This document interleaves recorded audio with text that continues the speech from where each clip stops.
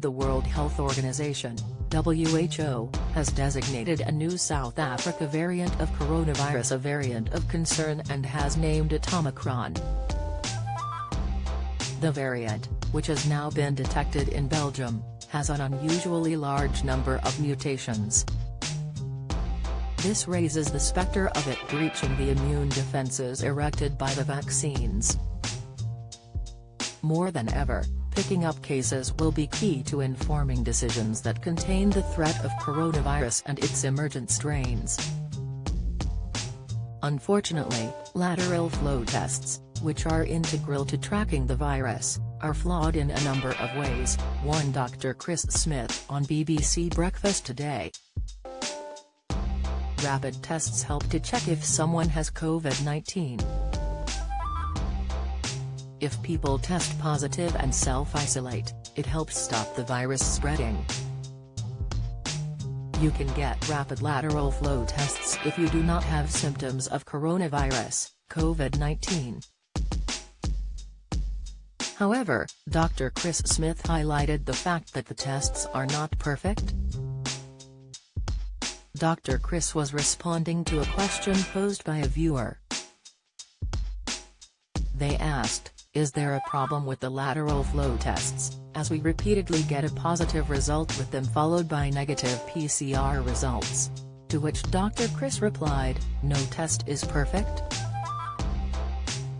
The lateral flow tests will miss cases. They will miss up to half of cases of coronavirus as opposed to a PCR." He continued, "They also generate a false positive. And that happens one time in 1,000. So if you tested 1,000 people and none of them had coronavirus, one of them would test positive for coronavirus." According to Dr. Chris, those are average numbers.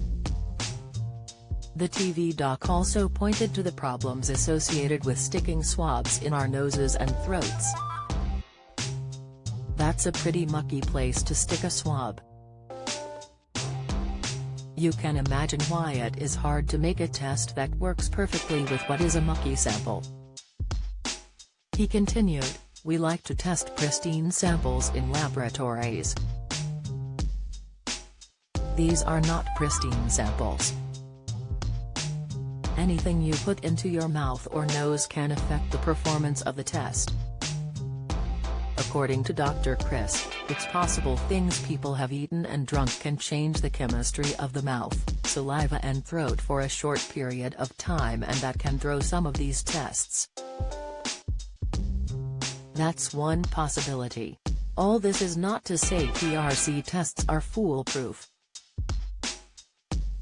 PCR is a very reliable test platform normally, but as we saw earlier this year, one testing place had a problem with their PCR testing and people were told they did not have coronavirus but their lateral flow test was telling them that they did, noted Dr. Chris. "A sequence of PCR tests should give you the gold standard, however," he said. "Lateral flow tests are more practical, easier to deploy but are a less specific test than the PCR. You can order a PCR test kit to be sent to your home or book an appointment at a walk-in or drive-through test site if you are displaying coronavirus symptoms. If you're getting a PCR test because you've had a positive day 2 lateral flow travel test, you can only get the test sent to your home,